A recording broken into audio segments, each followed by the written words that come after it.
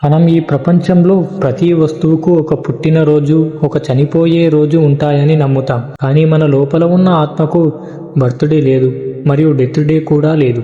అది ఎప్పుడూ ఉంటుంది. అసలు ఆత్మ ఎలా ఉంటుంది? దానికి ముసలితనం వస్తుందా? అది ఎందుకు చావదు?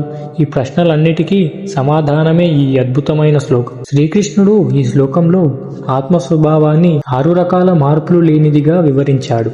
ఎలా అంటే, ఆత్మ ఎప్పుడూ పుట్టదు మరియు అది ఎప్పుడూ చనిపోదు. అది ఒకప్పుడు ఉండి ఇప్పుడు లేకపోవడం, లేదా ఇప్పుడు ఉండి రేపు లేకపోవడం అనేది జరగదు.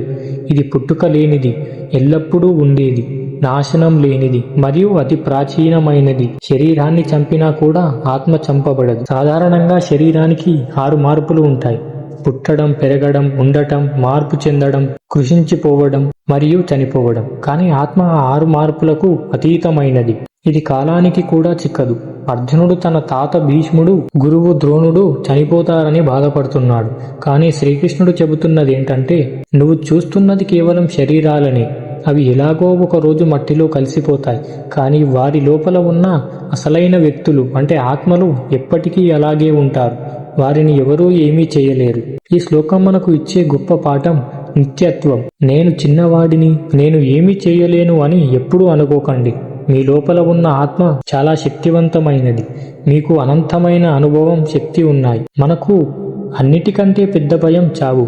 ఆత్మకు చావు లేదని తెలిస్తే జీవితంలో వచ్చే ఏ చిన్న కష్టానికైనా మనం భయపడం. ఒక పాత బట్టను తీసేసి కొత్తది వేసుకున్నంత ఈజీగా ఆత్మ శరీరాన్ని మారుస్తుంది. లోకంలో అన్నీ మారిపోతూ ఉంటాయి: డబ్బు, హోదా, బంధువులు. కానీ మీ ఆత్మ మాత్రం మారదు. ఈ నిజాన్ని గుర్తుంచుకుంటే బయట జరిగే గొడవల వల్ల మీ మనశ్శాంతి పాడవదు. అర్జున, ఈ ఆత్మతత్వాన్ని తెలుసుకో. శరీరం నశించినా నువ్వు శాశ్వతవి.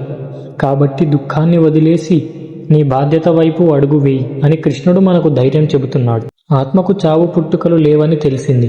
మరి ఒక జ్ఞాని అయిన వాడు ఇతరులను ఎలా చంపుతాడు, లేదా చంపమని ఎలా చెబుతాడు?